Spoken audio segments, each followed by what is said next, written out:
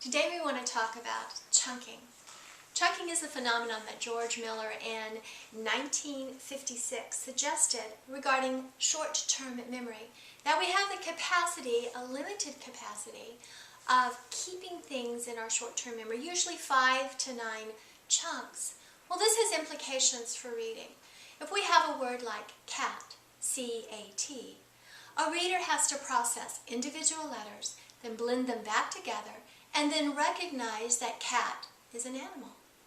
But what if we have a word like catalog, C-A-T-A-L-O-G, that has a longer series of letters that have to be blended together?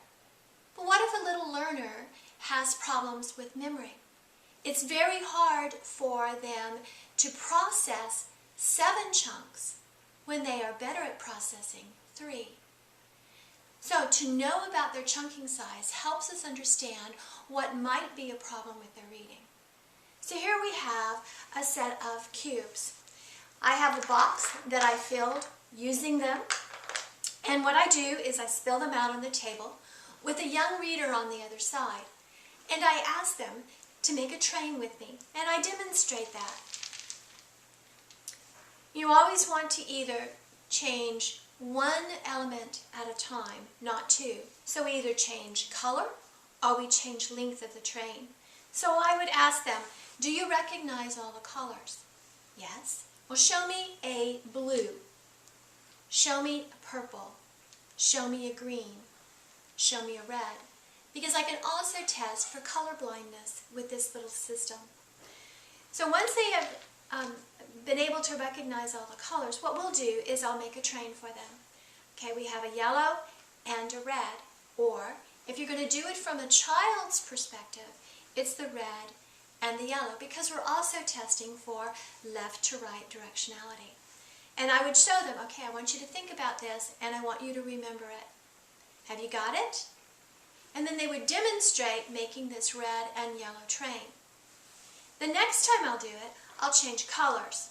1 color at a time, 1 amount at a time. And I say, do you see this? And their usual response is, well, yes. And I say, now this time I want to cover it up. So let me cover it up, and now you make the train. And on the other side, they would be making the train. We lift it up and we would check. So this is more like a game format, which is really important because they want to be engaged, not overwhelmed by what we're doing. So here I have 2. The next time I might add 3. But I don't want to change the number and the color at the same time. So my third one needs to be a pattern with the 2 colors. The next time I can come in and substitute the red. So 2 blocks, 3 blocks, change the color, add a color, change the length of the train. We continue to do this, asking a learner each time to make the train. Our problem with this is at some point they're going to become frustrated. Our idea is to know when they're reaching that point and to stop. So when we're looking at this, I've got 4 chunks. I can see I've really got 2 patterns. Okay? So I know a child can put together 2 patterns of 2 chunks, or, if they're old enough, 4 patterns. Okay. The idea is to look for directionality, to look for dominance, because believe it or not, they will use their left hand or their right hand. Ideally, though, we're looking for patterns. And so we're seeing if they see that we have 2 yellow on the end, and the only thing they need to do is identify the red and the blue. We also want to notice whether they are practicing saying it back to themselves.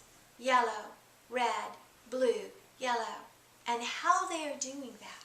Because if they need an auditory clue, they'll say it to themselves. We also want to know where their eyes are scanning. As we look at this, are they scanning from left to right? Or are they looking up in space trying to figure out, okay, I remember the yellow one, does the blue one come next or does the red one come next?